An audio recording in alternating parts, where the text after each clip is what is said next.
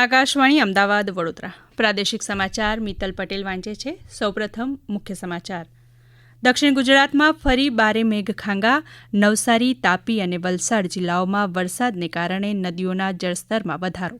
સુરત અને ભરૂચમાં red alert સાથે આવતીકાલથી 4 દિવસ સુધી રાજ્યમાં ભારે વરસાદની હવામાન વિભાગની આગાહી. પૂરગ્રસ્ત વડોદરામાં રાહત કામગીરીની સમીક્ષા કરતા પ્રભારી મંત્રી હર્ષ સંઘવી સ્થિતિને ઝડપથી સામાન્ય બનાવવા અધિકારીઓને તાકીદ.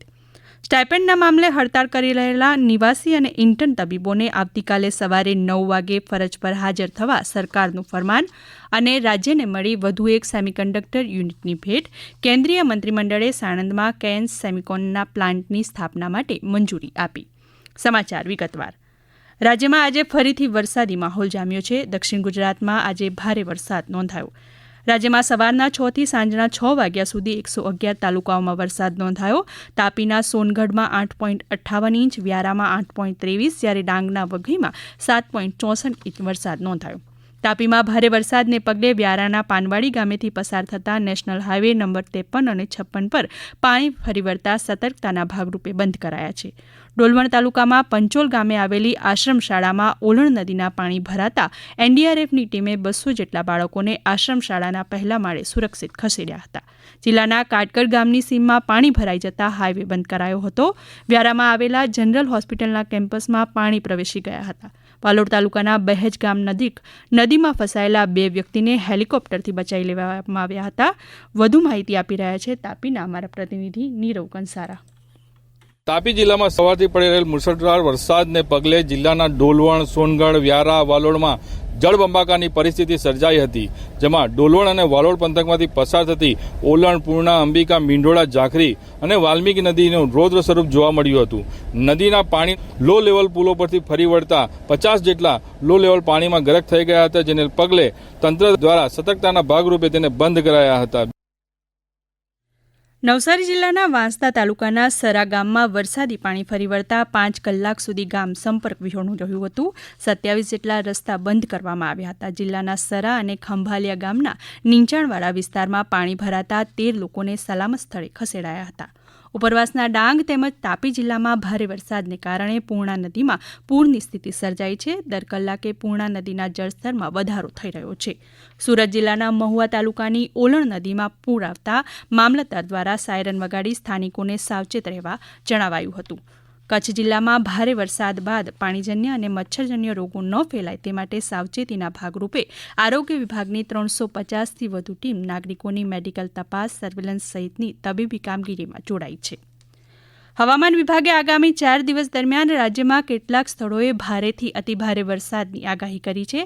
હવામાન વિભાગે આવતીકાલે સુરત અને ભરૂચમાં રેડ એલર્ટ જાહેર કર્યું છે, જ્યારે આણંદ, વડોદરા, નર્મદા સહિતના દક્ષિણ ગુજરાત અને સૌરાષ્ટ્રના ભાવનગર અને બોટાદમાં ઓરેન્જ એલર્ટ જાહેર કર્યું છે. અમદાવાદ અને રાજકોટ સહિતના વિસ્તારોમાં યલો એલર્ટ જાહેર કરાયું છે. અતિભારે વરસાદને કારણે પૂરથી પ્રભાવિત વડોદરાના પ્રભારી મંત્રી હર્ષ સંઘવીએ જિલ્લા વહીવટીતંત્રના ઉચ્ચ અધિકારીઓ સાથે બેઠક કરી રાહત કામગીરીની સમીક્ષા કરી હતી. શ્રી સંઘવીએ સર્વેની કામગીરી પૂરજોશમાં કરાવવા માટે સંબંધિત અધિકારીઓને તાકીદ કરી હતી. આગામી 10 દિવસ સુધી આરોગ્યલક્ષી સર્વેલન્સની કામગીરી કરવામાં આવશે. વડોદરા શહેર અને જિલ્લામાં કુલ મળી 19,904 વ્યક્તિઓનું સ્થળાંતર અને 6,330 લોકોને બચાવાયા હતા. મંત્રી શ્રી હર્ષ સંઘવીએ જણાવ્યું હતું કે વીમા કંપનીઓ સાથે સંકલન સાધીને વીમાની રકમ અસરગ્રસ્તોને ઝડપથી મળે તે માટેની ચર્ચા કરવામાં આવી રહી છે. વડોદરા જિલ્લાની અંદર કુલ મળીને 84,970 પરિવારોને કેશ ડોલ્સ આપી લેવામાં આવ્યા છે. એ જ રીતે ઘરવખરી સહાય જે હોય છે તે વડોદરા મહાનગરપાલિકામાં અને વડોદરા ગ્રામ્યમાં કુલ મળીને 9,768 એટલે કે 40,000 પ્રભાવિત લોકો સુધી ઘરવખરી બી આપી લેવામાં આવી છે. ખેતીના સર્વેની કામગીરી આજે સવારથી ચાલુ થઈ ગઈ છે. ઇલેક્ટ્રિસિટી રિસ્ટોરેશનનું 99% કામ પતી ગયું છે. દરમિયાન કચ્છ જિલ્લાના ગ્રામ્ય અને શહેરી વિસ્તારોમાં ભારે વરસાદથી અસરગ્રસ્ત લોકોને કુલ 6,47,920 રકમની કેશ ડોઝ ચૂકવી દેવામાં આવી છે. આ ઉપરાંત ગ્રામ્ય અને શહેરોમાં 670 અસરગ્રસ્ત પરિવારોને 21,17,000ની ઘરવખરી સહાય ચૂકવવામાં આવી છે. આ સમાચાર આપ આકાશવાણીના અમદાવાદ વડોદરા કેન્દ્ર પરથી સાંભળી રહ્યા છો. આ સમાચાર આપ અમારી YouTube channel AIR news Gujarat પર પણ સાંભળી શકશો. વધુ સમાચાર માટે આપ અમારા ટ્વિટર હેન્ડલ AIR_news_ABAD ને ફોલો કરી શકો છો. ગુજરાત વિધાનસભાના અધ્યક્ષ અને બનાસ ડેરીના ચેરમેન શંકર ચૌધરી થરાદમાં બનેલી બનાસ સોઇલ ટેસ્ટિંગ લેબોરેટરી અને બનાસ સેવ ઓઇલ ફાર્મર પ્રોડ્યુસર કંપનીનું આવતીકાલે ઉદ્ઘાટન કરશે, જ્યારે ખીમાણા સ્થિત Banas bio fertiliser research and development લેબોરેટરીનું ડિજિટલ ઉદ્ઘાટન પણ કરવામાં આવશે. જે અંતર્ગત આજે યોજાયેલી પત્રકાર પરિષદમાં શંકર ચૌધરીએ વધુ માહિતી આપી હતી. માટીની જીવંતતા એ લેબના માધ્યમથી જાણી શકાશે. જેમ મનુષ્યની આરોગ્યની ચકાસણી આપણે કરી શકીએ છીએ, તે જ પ્રમાણેની સોઇલની સંપૂર્ણ હેલ્થ ચેક કરવા માટેની ભારતની આ પહેલી લેબ બનશે અને ખેડૂતો માટે એ આશીર્વાદરૂપ સાબિત થશે. સાથે સાથે બહારથી એને દવા લાવીને નાખો, તેના બદલે જૈવિક પદાર્થો ખેતરની અંદર જ, ગામની અંદર જ, ધરતીની અંદર જ જે મળે છે તેના માધ્યમથી કઈ રીતે કરી શકાય તેની સૌથી મોટી પ્રાયોરિટી રહેશે. રાજ્ય સરકારના સ્ટાઇપેન્ડ વધારાના વિરોધમાં આંદોલન કરી રહેલા રેસિડેન્ટ અને ઇન્ટર્ન તબીબોને આવતીકાલ સવારે 9 વાગ્યા સુધીમાં પોતાની ફરજ પર હાજર થવા રાજ્ય સરકારે ફરમાન કર્યું છે. રાજ્ય સરકારે રેસિડેન્ટ અને ઇન્ટર્ન તબીબોના સ્ટાઇપેન્ડમાં વધારો કર્યો હતો, જેનો તબીબોએ વિરોધ કર્યો હતો. 31મી ઓગસ્ટથી આ તબીબો હડતાળ પર ઉતર્યા છે. બીજે મેડિકલ કોલેજના ડીન અને નિયામક દ્વારા આ આદેશ અપાયો છે.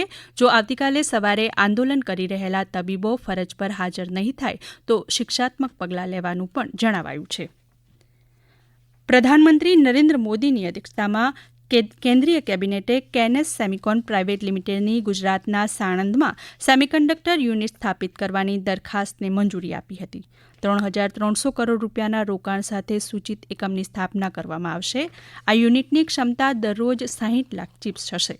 આ યુનિટમાં ઉત્પાદિત ચિપ્સ વિવિધ પ્રકારની એપ્લિકેશનોને પૂરી પાડશે, જેમાં ઔદ્યોગિક, ઓટોમોટિવ, ઇલેક્ટ્રિક વાહનો, consumer electronics, telecom, mobile phone વગેરે જેવા સેગમેન્ટનો સમાવેશ થાય છે. પવિત્ર શ્રાવણ માસનો આજે અંતિમ સોમવાર અને સોમવતી અમાસના સુભગ સમન્વય સાથે પૂર્ણાહુતિ થઈ રહી છે. પ્રથમ જ્યોતિર્લિંગ સોમનાથ મહાદેવ ખાતે આજે ભક્તોનું ઘોડાપૂર ઉમટ્યું હતું. સોમનાથથી મંદિરના જનરલ મેનેજર વિજયસિંહ ચાવડાએ જણાવ્યું હતું કે આજે હજારો ભક્તોએ સોમનાથ દાદાના દર્શન કર્યા હતા. આજે વહેલી સવારે ભગવાન સોમનાથનું મંદિર યાત્રિકો માટે દર્શન માટે ખોલવામાં આવ્યું હતું અને સવારથી લઈને અત્યાર સુધીમાં લગભગ 35,000થી વધારે લોકોએ દર્શનનો લાભ લીધો છે. ભગવાનની જે પાલખી યાત્રા છે એમાં પણ મોટી સંખ્યામાં લોકો જોડાયા હતા. પૂજા પાઠમાં પણ મોટી સંખ્યામાં લોકો જોડાયા. અત્યાર સુધીમાં લગભગ 25 ધજાઓની પૂજા થઈ અને ભગવાનને ધજા ચડી છે. ખાસ કરીને જ્યારે સોમવતી અમાસ હોય ત્યારે દેશભરમાંથી લોકો સોમનાથજીના દર્શન કરવા પધારતા હોય છે. રાજ્યમાં તાજેતરમાં પડેલા અતિભારે વરસાદને કારણે અનેક માર્ગો ધોવાઈ ગયા હતા, જેનું માર્ગોનું સમારકામ પૂરજોશમાં ચાલી રહ્યું છે. જે અંતર્ગત અમદાવાદ જિલ્લામાં ભારે વરસાદથી ખરાબ થયેલા રસ્તાઓમાંથી 56 કિલોમીટરના રસ્તાઓની મરામત યુદ્ધના ધોરણે પૂર્ણ કરાઈ છે.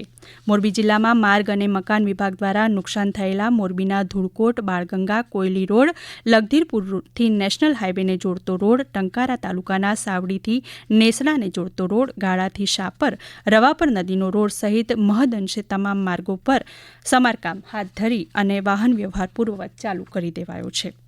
મૌધાના Rastapur Khaladi road, Mahodel Arindra road, Toraniya approach road, કપડવંજના Paniyara Bhatera road, Navapur road, Nayaka Kaloli road, Kavath Lotiya road, Mal Itadi દેવના મુવાડા રોડ, ગળતેશ્વરના અંઘાડી ચપાટિયા રોડ અને માતરના દેથલી માંગલોર રોડ સહિતના માર્ગો ફરી પુનઃ કાર્યરત કરવામાં આવ્યા છે. અરવલ્લી જિલ્લાના માર્ગ અને મકાન વિભાગ પંચાયત દ્વારા પેચવર્ક સહિતની કામગીરી હાથ ધરી આંતરિક માર્ગો શરૂ કરી દેવાયા છે. અંતમાં મુખ્ય સમાચાર ફરી એકવાર. દક્ષિણ ગુજરાતમાં ફરી ભારે મેઘખાંગા. નવસારી, તાપી અને વલસાડ જિલ્લાઓમાં વરસાદને કારણે નદીઓના જળસ્તરમાં વધારો. સુરત અને ભરૂચમાં રેડ એલર્ટ સાથે આવતીકાલથી 4 દિવસ સુધી રાજ્યમાં ભારે વરસાદની હવામાન વિભાગની આગાહી. પૂરગ્રસ્ત વડોદરામાં રાહત કામગીરીની સમીક્ષા કરતા પ્રભારી મંત્રી હર્ષ સંઘવી. સ્ટાઇપેન્ડના મામલે હડતાળ કરી રહેલા નિવાસી અને ઇન્ટર્ન તબીબોને આવતીકાલે સવારે 9 વાગે ફરજ પર હાજર થવા સરકારનું ફરમાન. અને રાજ્યને મળી વધુ એક સેમિકન્ડક્ટર યુનિટની ભેટ. કેન્દ્રીય મંત્રીમંડળે સાણંદમાં કેન્સ સેમિકોનના પ્લાન્ટની સ્થાપના માટે મંજૂરી આપી. આકાશવાણીના અમદાવાદ વડોદરા કેન્દ્ર પરથી પ્રાદેશિક સમાચાર પૂરા થયા.